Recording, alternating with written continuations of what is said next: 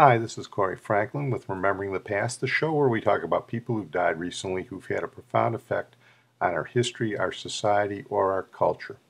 Tonight we're going to start out with Aaron Swartz, who died tragically at the age of 26 recently. He was the Prometheus of the Internet. Aaron was an internet prodigy. At the age of 14, he had co-written the specification for RSS, which is originally Rich Site Summary. It's now called Really Simple Syndication, which is a web publishing technology that delivers syndicated content from frequently updated sites. He was a fierce advocate of the open internet, where information should be available to everybody, and that was a critical feature in his story, which we'll talk about in a little while.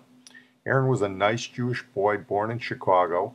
In fact, he lived not too far from where we're broadcasting right now in Winnetka, Illinois. His father founded a software company, and he went to school at North Shore Country Day School, which is about 2 miles from here, down on Ridge Road. His grandfather, William Swartz, founded the Albert Einstein Peace Prize Foundation and was honored for his work with the Pugwash organization, which seeks to reduce armed conflict. When Aaron was 9, the Pugwash won a Nobel Peace Prize in 1995. Aaron's father is quoted as saying he grew up in an environment where those sort of things were held in high esteem, the notion of making the world a better place. And one of his teachers at North Shore Country Day has a little story about him.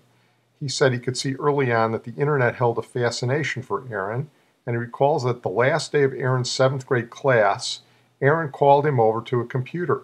In those days, email was fairly new, and Aaron was all excited. Aaron told him to open a specific email. He knew that one of the teacher's heroes was the science fiction writer Douglas Adams, who wrote The Hitchhiker's Guide to the Galaxy. Aaron also knew that the teacher would be leaving soon for a trip to London. The email apparently was from Adams' personal assistant, detailing how the author would be happy to meet with the teacher in London. As the teacher said, Aaron, on his own initiative, without me knowing, found out the dates I would be in London and arranged for me to meet him. It was one of the highlights of my life. So that's the kind of kid that Aaron Swartz was. But he didn't really take to traditional schooling, and he dropped out of school to pursue his internet interests.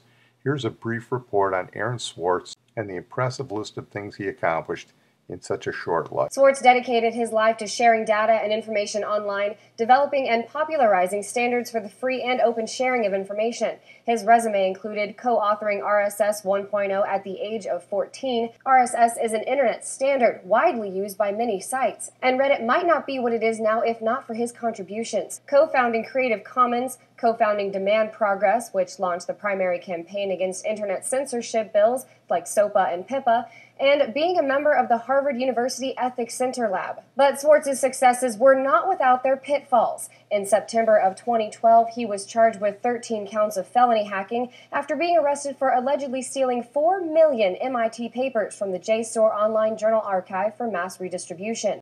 Ironically, even though Aaron was a prodigy and he had Stanford on his resume and the Harvard School of Ethics on his resume, his main theme in life was democratization of knowledge. Here he talks about one of the web startups that he created as a means of bringing internet knowledge to everyone, including tech unsavvy people like me. So I'm Aaron Swartz. I am one of the co-founders of Jottic.com, which is a new web startup. The idea is basically to make creating a website just as easy as filling into a text box. So if you go to Jottic.com, there's just a big text area.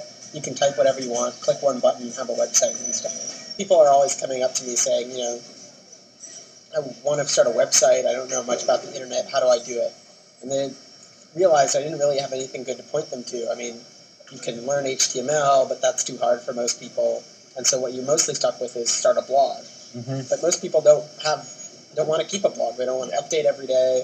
They don't want to have to get in that style or that community. They just want a website. So we thought, let's make something that's as easy as a blog, but lets you actually have a website. And one of the inspirations for that was really looking at Twitter and these kinds of new, really simple web apps where it's just a text box, right? Mm-hmm. You type in a couple things and go, and you're done. Twitter's really taken off, I think, because it's so simple. There's kind of this really low cognitive effort that's required to do something on Twitter, and we wanted to make websites similar. So you get an idea of what kind of kid that Aaron Swartz was when he was working on these projects.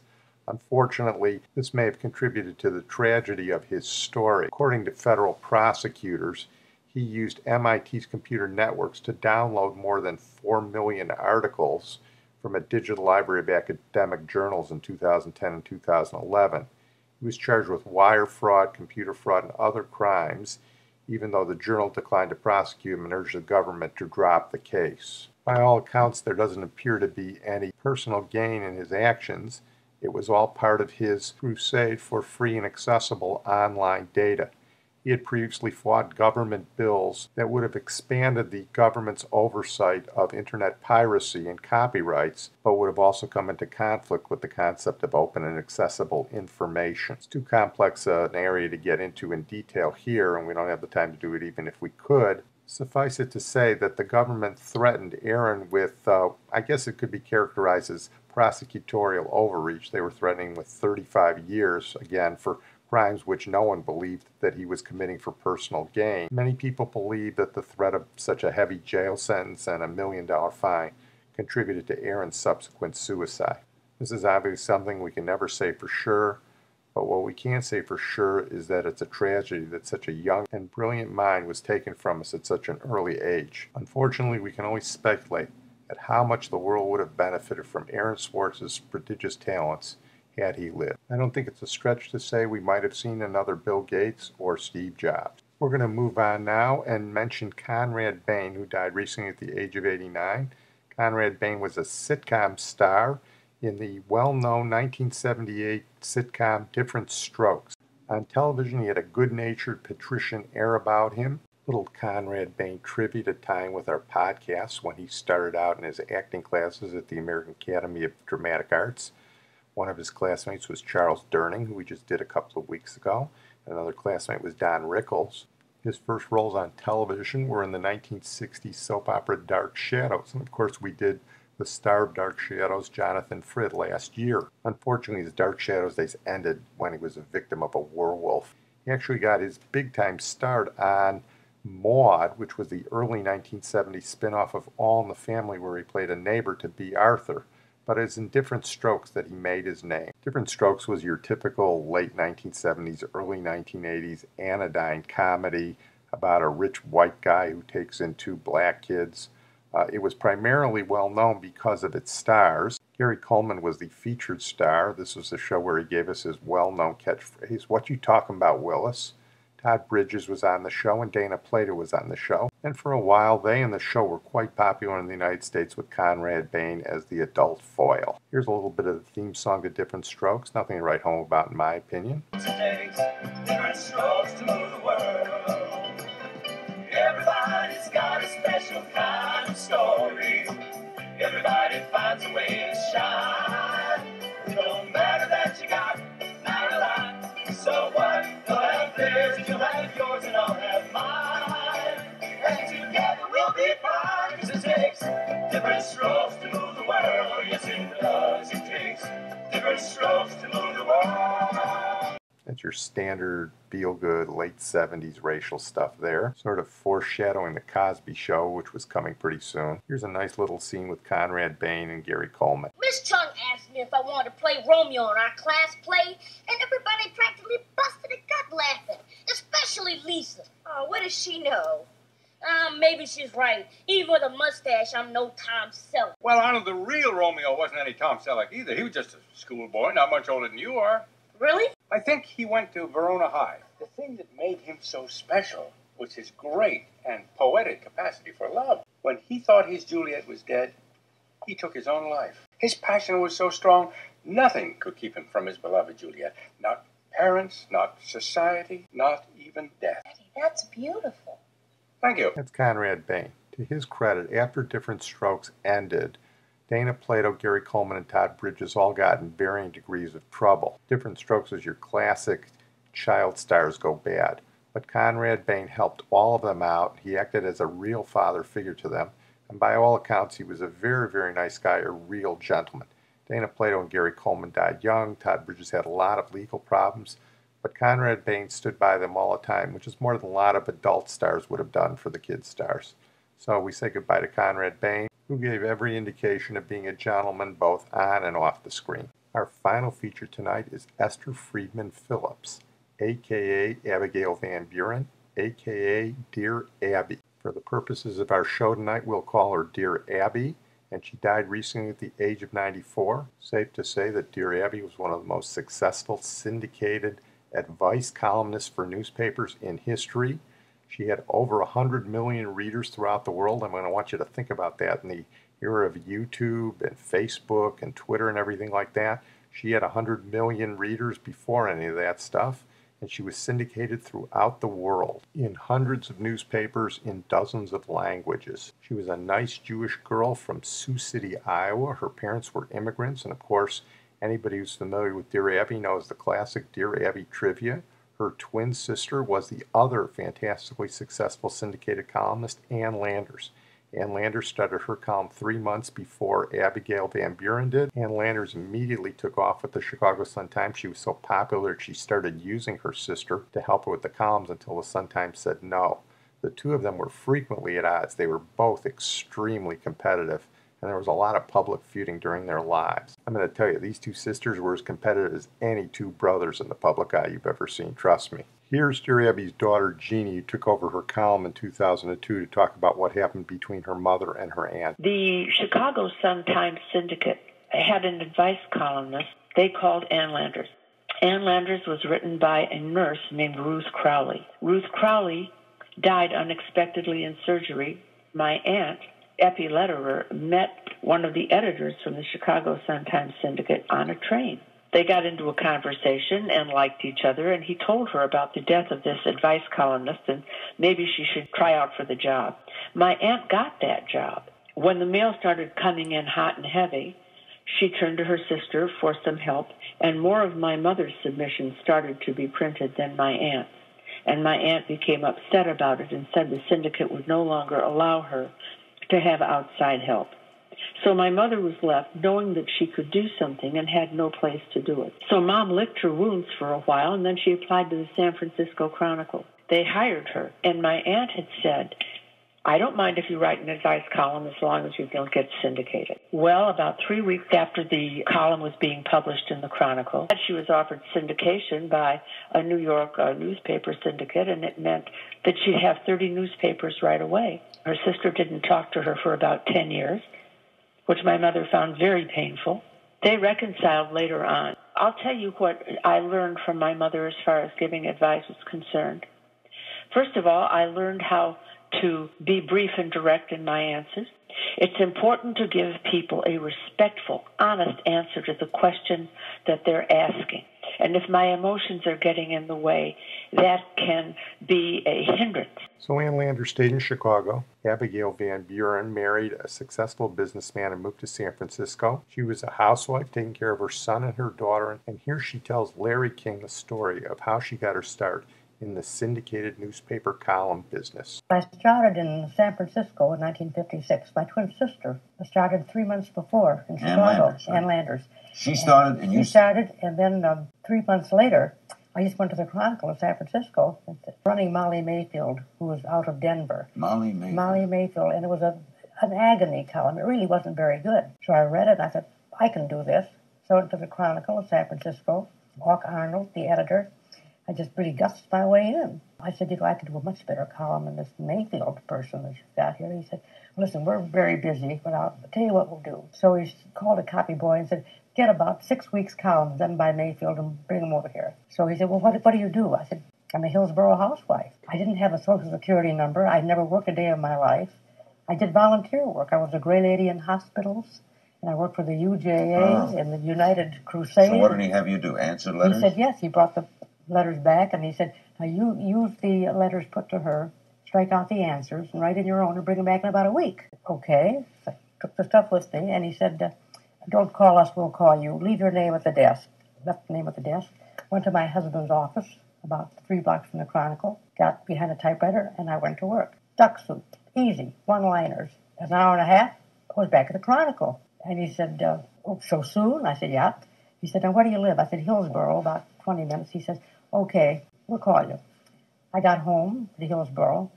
He called, and he said, okay, you're a professional writer, aren't you? I said, no, I'm not. He said, this is fabulous. When can we see you?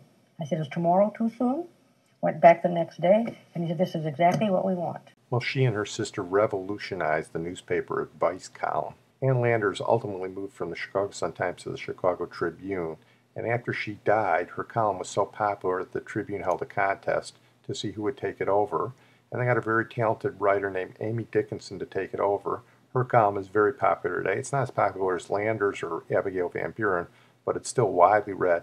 And here she talks about Abigail Van Buren's influence on newspapers and advice columns. It's amazing when I think about it, because she started something over 60 years ago that's really basically still going very strong. What it is was, you know, she wasn't a doctor, she was not a psychologist, she wasn't really trained, so to speak, but what she was very practical, Midwestern, common sense, and she was really the ultimate listener. People trusted her, and you could tell, you know, from reading her column that she was very genuine, she was very wise, she was super snappy, which I love, of course, and, you know, she just created a tremendous legacy. Part of it is, you know, it's in the writing. It's the authority that your auntie has, or that smart mom next door has. You know, the idea that she would respect you while she was listening to you, and sometimes respect you enough to dole out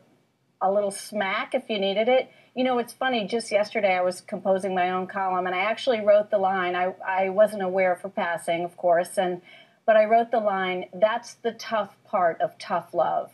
And in a way, that line it started with Dear Abby. When you go back, as I have done, and read her columns from the 40s, 50s, 60s, you know, they're very much a capsule of their time. The fact is, though, the questions change, but the advice really remains constant in that it's smart. I mean, I probably get 50 queries a day about Facebook, about social media and its impact on relationships.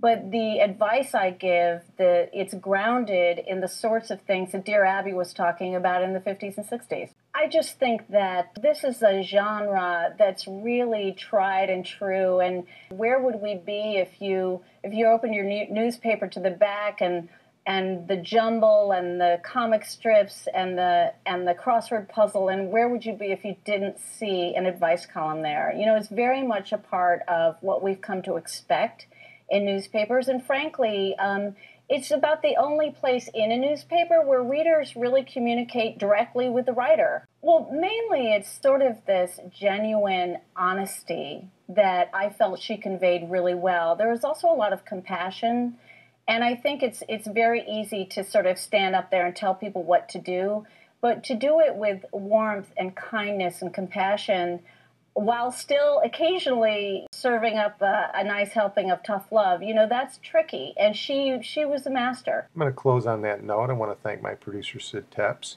And you know you're popular when you get folk singers to write songs about you. And in fact, the folk singer John Prine wrote a song about Dear Abby. I want to point out that about the time he wrote this, there was a young girl, a very young girl I should add, who went to see him at a concert, and he asked her out after the concert. That girl was my wife before she knew me. She did not go out with him, I just want you to know. She had the good sense to wait around for future podcasters rather than fool around with those folk singers. So he sings about Dear Abby, and I podcast about her. And you're the recipients of the best of both possible worlds. But here's John Prine with a little bit of intro and Dear Abby. About 3 months ago, I was in Rome, Italy, not New York. I don't know what I was doing there. I was just there. I got the sandwich one day, and they gave me a newspaper with it. It was the only newspaper they had there that was in English, and they had all the news from all around the world just crammed into 4 pages. Didn't even have any funnies in there, you know. Every time you turn a page, something just jumped right out at you. I found an old friend in there, and I wrote her a song. It's for Dear Abby. Dear Abby, my feet are too long. My hair's falling out, and my rights are all wrong. My friends, they all tell me that I've no friends at all. Won't you write me a letter? Won't you give me a call? Signed, bewildered, bewildered, bewildered. You have no complaint. Stop wishing for bad luck and knocking on wood. Signed, Dear Abby.